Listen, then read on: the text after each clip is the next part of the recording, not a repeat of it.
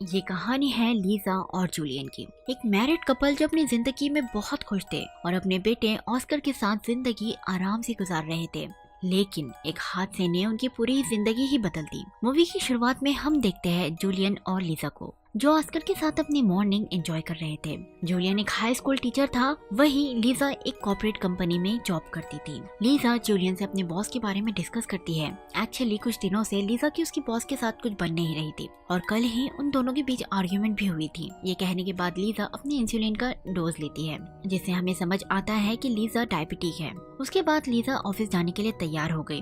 उसने अपना जैकेट उठाया, बट सडनली उसे जैकेट पर खून के धब्बे नजर आए। उसे समझ नहीं आ रहा था कि खून आया कहाँ से है। वो जैकेट से खून साफ करने लगी, पर अचानक police, monsieur Auclair? Oui, j'ai pas. C'est bon, qu'est-ce qui se passe? बहुत से पुलिस ऑफिसर्स उनके घर में घुस गए। वो एग्रेसिवली लीजा को हथकड़ी पहनाकर ले जाने लगे। एक ऑफिसर ने लीजा का खून लगा हुआ जैकेट उठा लिया सबूत के लिए। जूलियन उनसे सवाल करता है कि आखिर वो उसकी वाइफ को क्यों ले जा रहे हैं, उसका कसूर क्या है, जिस पर एक ऑफिसर बताता है कि लीजा पर मर्डर का इल्जाम है। लीजा चिल्ला चिल्ला कर कह रही थी कि वो बेकसूर है, बट पुलिस उसकी एक नहीं सुन रही थी। सीन यहाँ से शिफ्ट होता है पूरे 3 साल बाद, जहाँ जूलियन ऑस्कर के साथ आया है जेल में लीजा से मिलने।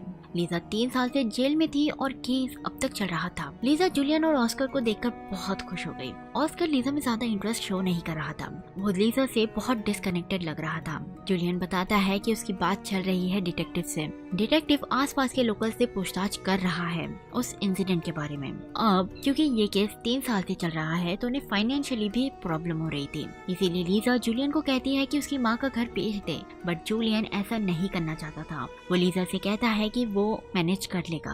अगले दिन जूलियन उनके लॉयर से मिलता है, जो उसे बताते हैं कि उन्हें कोई भी ठोस सबूत नहीं मिला और जो भी पुराने सबूत थे वो सब लीजा के खिलाफ है। यहाँ हमें पता चलता है कि लीजा पर उसके बॉस के मर्डर का इल्जाम लगा हुआ है। दरअसल मर्डर के एक दिन पहले दोनों में बहुत बुरी बहस हो गई थी, जिसे पूरे ऑफिस ने विटनेस किया था। यहीं से लीजा को उसके बॉस का मर्डर करने का मोटिव मिला था। इतना ही नहीं, जिस फायर एक्सटिंग्विशर से बॉस का मर्डर हुआ था उस पर लीजा के फिंगरप्रिंट्स थे और उस जैकेट पर भी लीजा के बॉस का ही खून लगा हुआ था। और तो और एक क्लीनर ने लीजा को उसी पार्किंग लॉट में देखा था जहाँ बॉस की बॉडी मिली थी और सारे सबूत लीजा के खिलाफ थे। लॉयर जूलियन को सजेस्ट करती है कि हार मान ले और एक्सेप्ट कर ले कि उसकी वाइफ को 20 साल तक जेल में ही रहना होगा। जूलियन फोन पर लीजा को सारी बातें बता देता है। ये सुनकर लीजा टूट गई, वो अपनी किस्मत को कोसने लगी। और यहाँ हम फ्लैशबैक्स में देखते हैं कि असल में हुआ क्या था। उस दिन लीजा काम खत्म करने के बाद पार्किंग लॉट में आई थी घर जाने के लिए। उसी वक्त एक औरत ने उसकी बॉस का मर्डर कर दी थी। वो लीजा को देखकर वहाँ से भागने लगी। भागते हुए वो लीजा से टकराए और उसका खून से भरा हुआ हाथ लीजा के जैकेट पर लग गया। लीजा को रास्ते में फायर एक्सटिंग्विशर पड़ा हुआ दिखा, जिसे उसने उठाकर साइड में रख दिया और उसी फायर एक्सटिंग्विशर से उसकी बॉस का मर्डर हुआ था। उसी वक्त क्लीनर ने भी उसे वहाँ देखा था। कहते हैं ना, जब पूरी किस्मत हो तो हर चीज आपके खिलाफ काम करती है। खैर वो वहाँ से चली गई, इस बात से अनजान कि उसकी बॉस की बॉडी उसी की कार की बाजू पड़ी थी। इधर जूलियन घबराया भागता हुआ हॉस्पिटल पहुंचा। लीजा ने अपनी जिंदगी को खत्म करने की कोशिश की, पर किस्मत से वो बच गई। वो रूम में गया जहाँ लीजा बेहोश पड़ी थी। उसे लीजा की हालत देखी नहीं जा रही थी। वहाँ से उसने सोच लिया कि वो किसी भी हाल में लीजा को जेल से बाहर निकाल कर ही रहेगा। वो रात में कैसीनो में गया और हेनरी नाम के बंदे से मिला। हेनरी जाना माना क्रिमिनल था, जो 7 बार जेल से भागने के लिए फेमस था।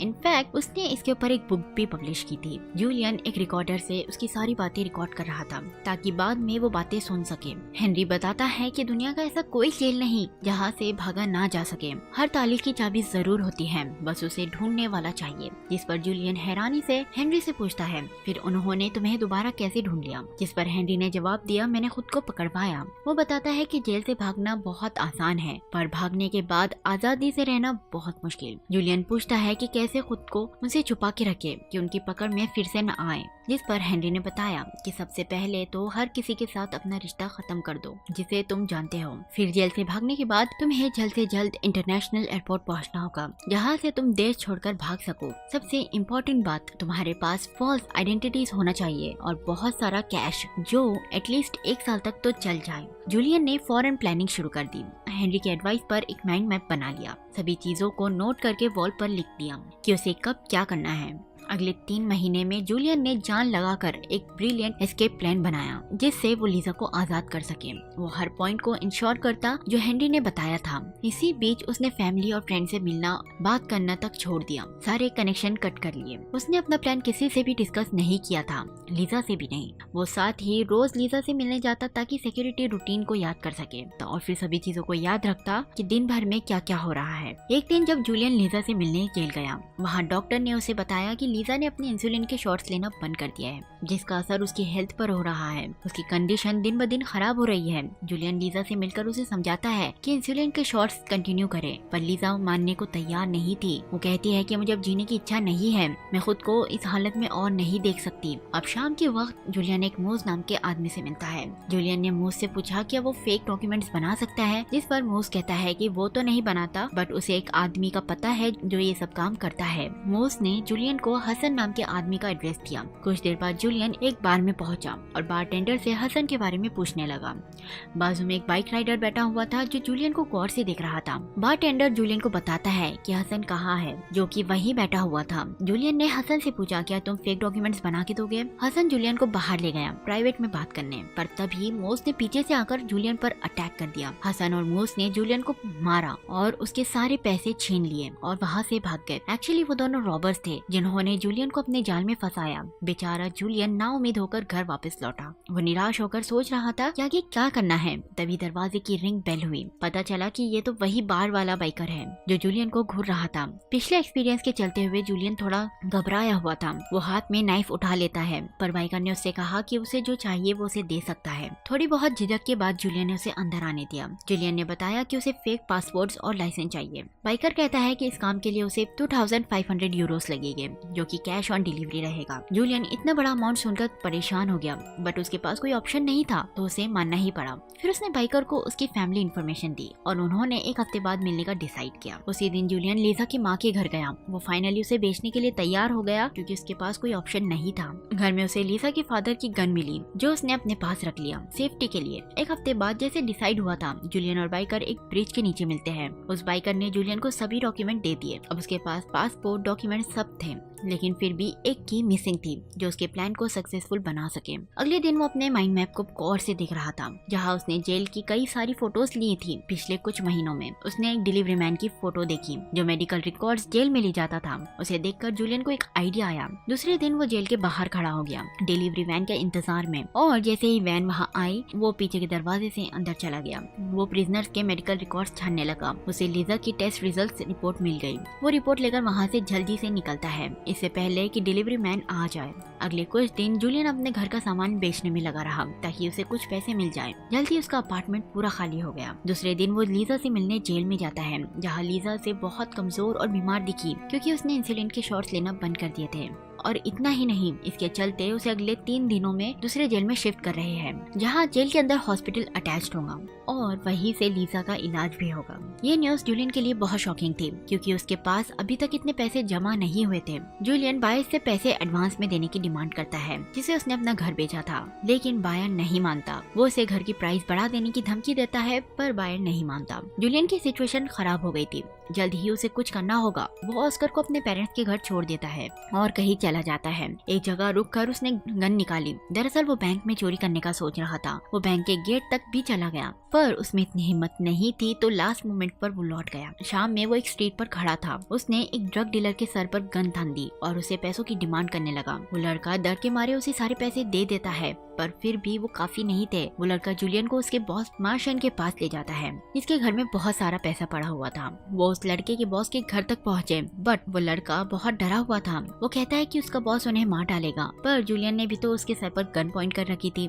उसे जूलियन की बात मानना पड़ती है। वो दोनों उस बॉस के दरवाजे पर थे। जूलियन उसे इशारा करता है रिंग बेल करे। दरवाजा मार्शन ने खोला। जूलियन ने उस लड़के को अंदर धक्का दे दिया जिस वजह से मार्शन के डॉग ने उस लड़के को काट लिया। जूलियन मार्शन से कहता है कि अपने डॉग को बांध दे। गन की वजह से मार्शन जूलियन की सारी बातें मान रहा था। जूलियन उन्हें लिविंग रूम में ले गया और मार्शन से कहा कि मुझे पता है कि पैसे कहाँ है, जिस पर मार्शन कहता है कि मेरे पास कोई पैसे नहीं है। है। जूलियन गुस्से में आकर उसके सर पर गन से वार कर देता है, जिससे उसके सर से खून आने लगा। अब जूलियन उस लड़के से पूछता है कि बताओ पैसे कहाँ है, वरना मार्शन भी उसे धमकी दे रहा था कि अगर तुमने अपना मुंह खोला तो मैं तुम्हें गोली मार दूंगा। बट गन तो जूलियन के हाथ में थी, इसीलिए उस लड़के ने जूलियन को बताया कि पैसे सोफे के नीचे पड़े हैं। और जैसे ही जूलियन ने पैसे लेने के लिए हाथ बढ़ाया, उस मार्शन ने मौका देकर जूलियन को शूट कर दिया और उस लड़के को भी। लकीली गोली जूलियन के हाथ में लगी थी। मार्शन उसे मारने के लिए आगे बढ़ा। जूलियन ने भी अपने बचाव में उस पर गोली चला दी, जिससे उसकी मौत हो गई। जूलियन पैसे ले लेता है। वो लड़का तड़प रहा था और जान बचाने की भीख मांग रहा था। जूलियन जो पूरे गिल्ट में डूबा हुआ था, उसे कार में हॉस्पिटल ले जाने लगता है, लेकिन बीच में ही उसकी मौत हो गई। जूलियन ने उसकी बॉडी को एक बस स्टैंड पर ही छोड़ दिया और चला गया। वो पब्लिक वॉशरूम में जख्म साफ करता है और अपने पेरेंट्स के घर जाता है। उसके फादर जाग रहे थे। वो जूलियन के अजीब बर्ताव से परेशान थे। वो उसे पूछ भी लेते हैं कि क्या सब ठीक है, जिस पर जूलियन उन्हें कुछ नहीं बताता और ऑस्कर को देखने चला जाता है। जब वो ऑस्कर के पास था, उसके डैड ने उसके जैकेट को देखा, जिसमें उन्हें 3 फेक पासपोर्ट्स मिले, जिससे वो समझ गए कि उनके बेटे के मन में क्या चल रहा है। वो समझ गए कि वो भागने की सोच रहा है। यहाँ जूलियन ऑस्कर के सामने टूट गया और फूट फूट कर रोने लगा। उसे यकीन नहीं हो रहा था कि अभी भी उसने 2 लोगों की जान ले ली। अगली सुबह जूलियन और ऑस्कर जाने के लिए तैयार थे। जूलियन के फादर्स उसे जैकेट दे देते हैं। पेपर्स बाहर नजर आ रहे थे, जिससे जूलियन समझ गया कि उसके फादर सब जानते हैं। जूलियन के फादर ऑस्कर्स को आखिरी बार गले से लगाते हैं। वो जानते थे कि ये शायद आखिरी बार होगा कि वो अपने पोते को गले लगा रहे हैं। फिर उन्होंने जूलियन को गले से लगा लिया। ये बहुत इमोशनल था जूलियन और उसके फादर के लिए। वो खामोशी में ही एक दूसरे को अलविदा कह रहे थे। वहीं दूसरी तरफ पुलिस को मार्शल के मर्डर के बारे में पता चल गया। मार्शल के घर पूरी इन्वेस्टिगेशन टीम आ गई। उनमें से एक ऑफिसर का नाम था सीनी, जो इस केस की हेड भी थी। सीनी श्योर थी कि जो लड़की की बॉडी उन्हें बस स्टैंड पर मिली है, उसका इस मर्डर से कोई कनेक्शन जरूर है। नेबर्स ने भी पिछली रात गन शॉट्स की आवाज सुनी थी और कार को भी तेजी से भागते हुए देखा था। एक्चुअली जल्दी में कार रिवर्स लेते समय कॉर्नर से टकरा गई, जिससे उसकी हेडलाइट टूट गई। पुलिस ने उस हेडलाइट को लैब में भेज दिया। यहाँ जूलियन ने उस माइंड मैप को फाड़कर कचरे में फेंक दिया और ऑस्कर के साथ घर खाली कर दिया। उसके बाद वो जेल के बाहर खड़ा था, डिलीवरी वैन के इंतजार में। डिलीवरी मैन अंदर जाता है। इतने में जूलियन वैन में घुस गया और लीजा की रिपोर्ट्स एक्सचेंज कर दी। उसने ऑस्कर के साथ एक होटल रूम बुक कर लिया फेक आइडेंटिटी से। रात में उसने ऑस्कर को समझाया कि कल वो जब नींद से जागेगा तो डैड यहाँ नहीं रहेंगे। उस वक्त वो रूम का दरवाजा किसी के लिए ना खोले और डैड के वापस आने का इंतजार करे। अगली सुबह जूलियन जल्दी उठ गया। उसने जाने से पहले ऑस्कर को माथे पर चूमा और गुड बाय कहा और खामोशी से निकल गया। दूसरी तरफ पुलिस स्टेशन में सीनी को कार के लैब्स के रिजल्ट मिल गए थे। वो 1998 की वोल्वो थी,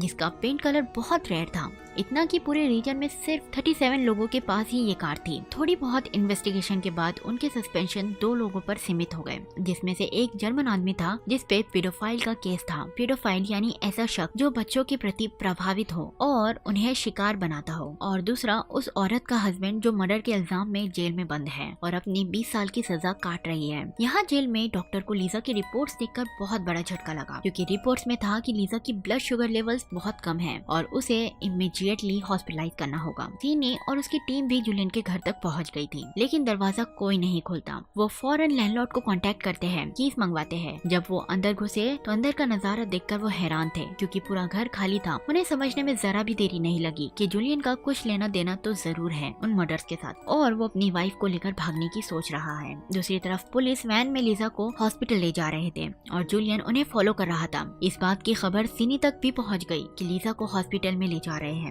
तो वो दूसरी टीम को हॉस्पिटल की तरफ भेज देती है ताकि लीजा भाग न पाए। यही दूसरी तरफ 2 ऑफिसर्स लीजा को हॉस्पिटल में ले जाते हैं। उसे रूम में शिफ्ट किया गया। तभी जूलियन डॉक्टर का भेस लेकर रूम में आ गया और दोनों ऑफिसर्स पर गन पॉइंट कर दी। लीजा शॉक में थी जूलियन को ऐसे देखकर। जूलियन ने उसे डॉक्टर का यूनिफॉर्म पहनने के लिए दिया। लीजा पहले मना कर देती है कि वो ऐसा नहीं कर सकती, पर बाद में वो मान जाती है। दोनों भी डॉक्टर के यूनिफॉर्म पहन के बाहर निकले। दोनों बाहर के रास्ते पर निकलने के लिए तैयार थे। तभी दूसरी टीम भी वहीं आ गई। तभी दूसरी टीम देखती है कि दोनों ऑफिसर बंधे पड़े हैं। वो सभी को अलर्ट कर देते हैं। एलिवेटर का दरवाजा खुलते ही लीजा और जूलियन पुलिस के सामने थे, पर जूलियन उन पर गन पॉइंट कर देता है और एलिवेटर में ही रहता है। एलिवेटर फिर से नीचे जाती है। थोड़ी देर बाद पुलिस को दोनों के डॉक्टर यूनिफॉर्म जमीन पर पड़े मिले। वो दोनों बाहर निकल जाते हैं। ऑफिसर्स उनके पीछे थे, उन्हें ढूंढ रहे थे सड़कों पर इलाका भीड़ वाला था, तो वो आसानी से भीड़ में मिल गए और ऑफिसर्स उन्हें पकड़ नहीं पाए। वो दोनों होटल पहुँचे जहाँ ऑस्कर उनका वेट कर रहा था। था। लीसा जूलियन से पूछती है कि उसने ऐसा क्यों किया और वो अब क्या करेंगे।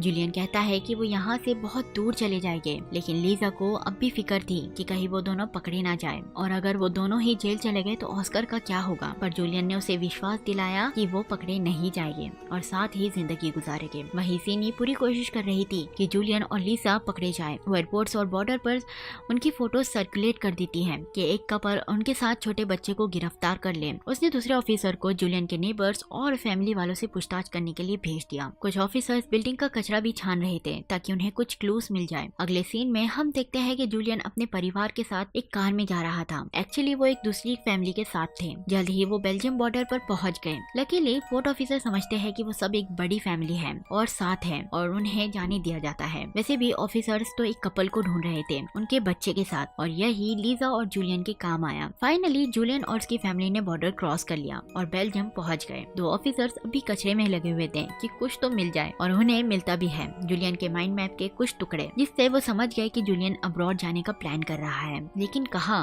उन्हें नहीं पता था। फौरन सीनी ने अपने ऑफिसर को इंस्ट्रक्ट किया कि दोनों कपल्स की फोटो सभी यूरोपियन एयरपोर्ट्स पर भेज दे। जूलियन और लीजा लिएजे एयरपोर्ट पर पहुंच गए बेल्जियम में। जूलियन ने फाइनली अपनी गन डस्टबिन में फेंक दी और बोर्डिंग लाइन में खड़ा हो गया। वो बहुत नर्वस था, इसीलिए लीजा ने उससे पासपोर्ट ले लिया और सामने बैठे ओल्ड ऑफिसर को दे दिया। ऑफिसर पासपोर्ट और डॉक्यूमेंट्स वगैरह चेक करता है और साथ ही वांटेड लिस्ट भी कि कहीं ये कोई क्रिमिनल्स तो नहीं। उसे सब कुछ सही लगा तो उसने उन्हें आगे भेज दिया। तभी उसके बाद इंटरपोल अलर्ट होता है जिसमें लीजा की फोटो आती है, पर उसी वक्त ऑफिसर की भी शिफ्ट चेंज हो गई तो उसने लीजा की फोटो नहीं देखा।